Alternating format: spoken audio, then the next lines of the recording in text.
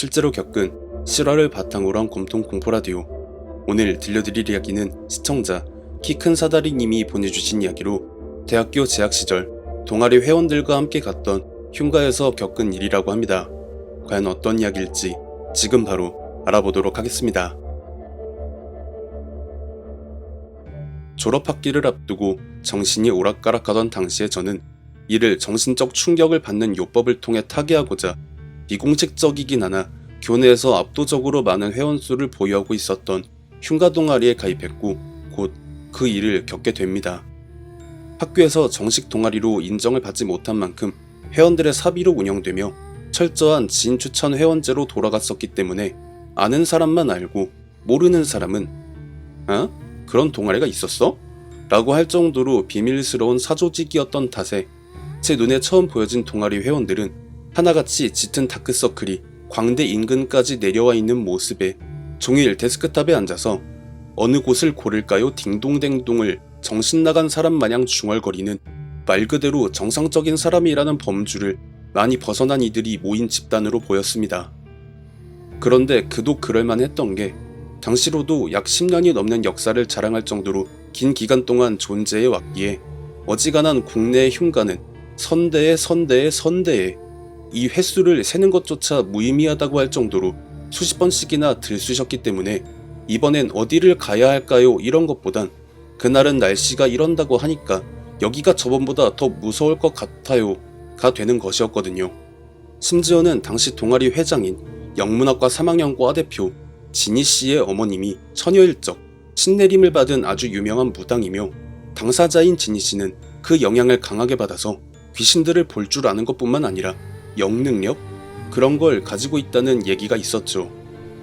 저는 생각보다 운이 좋게도 동아리에 가입한 지 사흘이 채 되지 않아 동아리 회장 진희씨, 부회장 영훈씨, 돌격대장 덕영씨와 카메라맨 민영씨까지 당시 동아리 내에서도 잔뼈가 굵다 못해 통뼈가 되어버렸다는 그들과 한 파티를 이뤄 사천의 모 흉가로 떠났습니다. 참고로 이야기에 나오는 흉가는 심야괴담에 나온 흉가는 아닙니다. 지역만 같을 뿐이에요. 흉가는 70년대에서 80년대 당시 전형적인 주거 형태인 슬레이트 지붕으로 된 집이었습니다. 사실 이거 말고는 딱히 외관상에 보이는 특징이 없었죠. 문득 저희 일행이 그 흉가 주변을 기웃거리는 걸 마을 주민들이 보시고는 냅다 달려와서 웬만하면 들어가지 말라며 말리셨습니다. 들어가면 저주를 받네, 귀신을 보내, 그런 뻔한 클리셰가 아니라 안에 동물 사체를 비롯한 해충들이 우글거려서 피부병에 걸릴 수도 있다라던가 사람 손을 오랫동안 타지 않았기 때문에 바닥이 꺼지거나 천장이 무너져서 크게 다칠 수도 있다는 우려 섞인 걱정을 해주신 것이었어요. 그래서 알겠습니다 하고 물러나는 척하며 해가 떨어진 다음 다시 흉가 안으로 진입하는 얍세비 수법을 사용할 수밖에 없었죠. 주민분들의 우려는 현실 그 자체였습니다. 사실 부패가 다 진행돼서 유골만 남은 동물의 사체였던 것 정도와 천장과 벽에 달라붙어 있는 정체를 알 수 없는 날벌레들이 저희 일행을 반겼고 바닥이다 천장은 무너지거나 할 정도로 집안이 약하지는 않았습니다. 그냥 그랬다는 거죠. 동아리 회장 진희씨의 말에 따르자면 본인이 신입생이던 시절 동아리 회원들과 이곳에 왔었다가 함께 온 다른 과 신입생 2명이 빙의를 당했답니다. 빙의를 당했던 두 사람을 진희씨가 진땀을 빼가면서 구출해주긴 했는데 어느 날부터 학교에 나오질 않다가 며칠이 지나서야 그 두 사람이 자퇴를 했다라는 사실을 알게 됐었다죠. 물론 그 이후로 그 두 사람이 어떻게 되었는지는 모르지만 결코 그 결말이 좋거나 행복하지는 않았을 거라는 말을 하는 것이었죠. 거기에 그 두 사람이 빙의되기 전 안채로 보이는 방 안에서 등을 보인 채 돌아앉아 고개를 까딱거리며 정체 모를 노래를 흥얼거리는 귀신을 당시 함께 갔던 인원 전원이 목격했다며 이 흉가는 단순히 영안을 가진 사람만 영가를 볼 수 있는 곳이 아니라 이 장소 안에 있는 모든 영들이 강한 원한을 가지고 있어서 평소 기가 약한 사람이라던가 아니면 끼가 있는 사람도 충분히 볼 수 있기 때문에 그들을 보더라도 절대 보이는 척을 해서는 안 되며 만약 눈이 마주치거나 그들이 자신을 보고 있다는 느낌이 드는 순간 대상자에게 바로 빙의가 될 수 있으니 절대 따로 떨어져 행동하는 일이 없어야 한다고 신신당부를 하더라고요. 저는 그 말을 듣고 정신충격 요법을 찾으러 왔다가 정신이 나갈지도 모른다는 생각에 다른 사람들이 흉가 안으로 들어갈 때 뒤로 휙 돌아서 그대로 주차를 해놓은 곳으로 야반도주를 했습니다. 애초에 차키를 제가 가지고 있었으니 그냥 안에 들어가서 전화로 나 못 들어감 수고링 하면 그만이었죠. 하지만 놀랍게도 일행 중 그 누구도 제게 전화를 하지 않았고 그냥 그러려니 하나보다 하며 저도 모르는 사이에 살짝 선잠에 들었던 것 같았어요. 그러다가 급격히 차오르는 엄청난 고통과 함께 소변을 보러 가기 위해 정신을 차려서 시간을 보니 30분이 넘게 지나 있었습니다. 저는 샛길에서 소변을 해결한 뒤 지니 씨에게 전화를 걸렸는데 때마침 지니 씨에게 전화가 걸려오더라고요. 근데 무슨 생뚱맞은 이상한 소리를 하는 거예요. 분명히 단독 행동하지 말라고 말씀드렸는데 방금 전까지 같이 잘 다니다가 왜 혼자 빠졌냐, 지금 어디에 있냐는 말에 방금 전까지라니 이게 지금 무슨 말인가 싶어서 처음부터 나는 흉가에 들어가지 않았다. 말을 못해서 미안하긴 한데 당신네들 들어갈 때 나는 차 안에 들어가서 30분 선잠 자고 방금 정신 차리고 전화 받은 거라고 하니까 핸드폰 너머에서도 이 인간이 지금 뭔 개소리를 하나 하는 반응들이더라고요. 저는 일단 흉가 앞까지 가서 다시 지니 씨에게 전화를 걸어서 나 지금 흉가 앞이니까 나와봐라.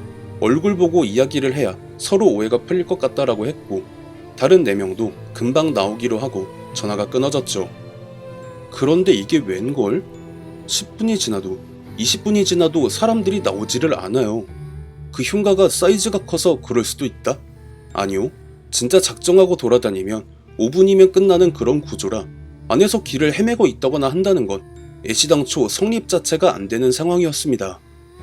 그렇다는 것인즉 서로 길이 엇갈렸을 수도 있으니 다시 지니 씨에게 전화를 걸었고 핸드폰 너머에서 들려오는 반응은 우린 아까부터 너 기다렸음. 근데 넌 왜 안 옴? 장난함? 이런 반응이니 황당 그 자체인 상황인 것이에요. 서로 같은 시간, 같은 장소에서 전화를 하고 있는데 서로의 모습을 못 본다. 이거면 전화기 너머의 일행들 아니면 제가 귀신에 홀렸다는 말이 될 수도 있겠거니 하는 생각이 들어서 지니 씨에게 이런 상황을 벗어날 수 있는 방법을 알려달라고 하니까 진짜 별거 없는데 코끼리 코 10바퀴를 숨을 참고 돌고 난 뒤에 원래 서 있던 방향의 반대 방향을 향해서 못 찾겠다 꾀꼬리를 목청껏 소리 질러라 하길래 숨 참고 코끼리 코 10바퀴부터가 장난이 아닌데 어디가 별거 없냐며 한숨을 쉰 저는 지니 씨가 알려준 대로 일련의 행위를 마쳤습니다. 그리고 그때 가서야 알 수 있었던 거예요. 귀신에 홀린 건 저였다는 것을요. 제가 무슨 구덩이? 같은 곳에서 허우적거리고 있더라고요.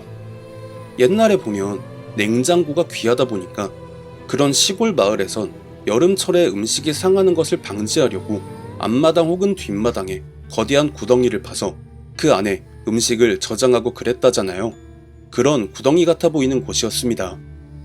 저는 떨어진 핸드폰을 주워들고 지니 씨한테 제가 무슨 구덩이에 빠져 있는데 좀 구하러 와주면 안 되냐, 흉가 안 어디인 것만큼은 확실하다고 했죠.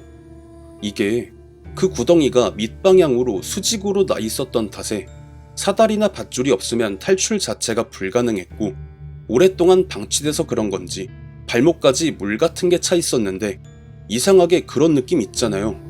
발을 들어 올리면 무언가가 잡아당기는 느낌이 들면서 원래의 속도보다 더 빠르게 착지하는 그런 느낌이 들어서 빨리 나가고 싶었던 저는 구덩이 바깥을 향해 저 여기 있어요 하고 막 소리를 질러댔습니다. 그러는데 지니 씨에게 전화가 와서 받아보니 흉가 내부에는 그런 구덩이가 없다면서 혹시 아까 전에 차로 이동하다가 어디 또랑에 빠진 거 아니냐길래 또랑의 깊이는 아닌 것 같다고 하니까 아직 저녁 시간대이기도 해서 마을 주민분들에게 도움을 요청해보겠다며 전화를 끊었습니다.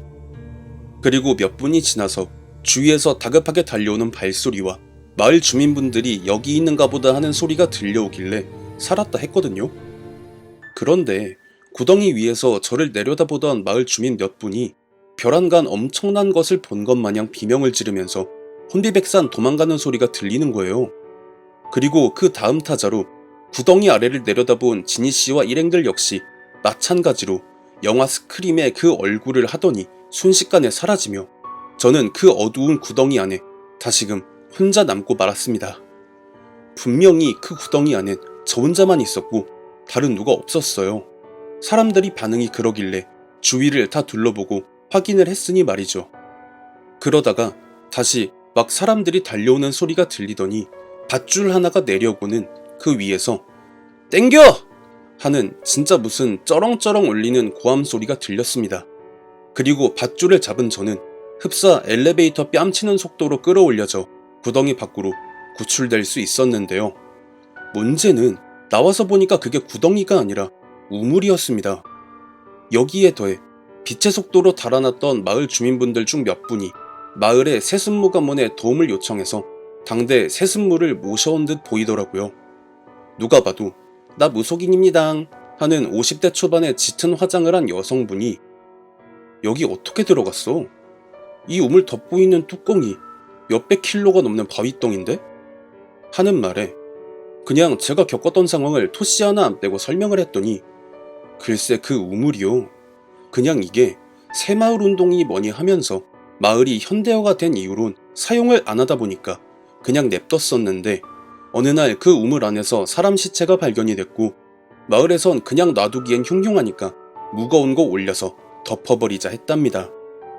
그 이후로 마을의 모두가 그 존재를 까마득하게 잊고 있었던 것이 그놈의 우물이었으며 마을 주민분들이 저를 구하러 왔다가 도망을 간 이유는 사실 그 우물이 생각보다 많이 깊었대요. 그러니까 제가 바닥에 발을 붙이고 서서 올려다본 깊이는 성립이 될 수 없는 높이였다는 것이며 저는 누군가를 밟고 올라서 있는 상황이었다는 이야기로 아마 제가 밟고 올라서 있었던 것의 정체는 그 우물에 매여 있는 영가님이라는 말이 되는 것이었다고 합니다. 그리고 지니씨와 일행들이 저를 내려다보고 비명을 지르며 도망을 간 이유는 나중에 따로 들었습니다만 지니씨의 눈엔 대자로 뻗어서 둥둥 떠있는 영가를 제가 밟고 서 있었는데 제가 밟고 있는 그 영가가 지니씨를 정말 간절한 눈망울로 쳐다보면서 이 새끼 좀 빨리 끌어올려달라고 너무 힘들다고 라고 했던 거라고 합니다. 흉가 자체는 애초에 들어가지 않았으니 흉가에서 겪었다고 하기엔 어딘가 살짝 애매한 이야기였네요. 다만 그런 것과는 별개로 생각해보면 제보자분은 영가를 밟고 서서 코끼리 코 10바퀴를 돌았었고 심지어는 적어도 몇 시간은 밟고 서 있었다는 것으로 추측할 수 있으니까 그 우물의 영가는 분명 스스로의 힘으로 제보자분을 처리할 수 있었음에도 그러지 않고 영능력자에게 도움을 청한 것으로 보아 그 심성이 매우 착한 존재가 아닌가 생각이 드네요. 어떻게 정신적 충격 요법으로 오락가락했던 정신상태는 멀쩡하게 돌아오셨을까요? 시청해주신 모든 분들 감사드리며 구독, 좋아요, 알림 설정 부탁드립니다.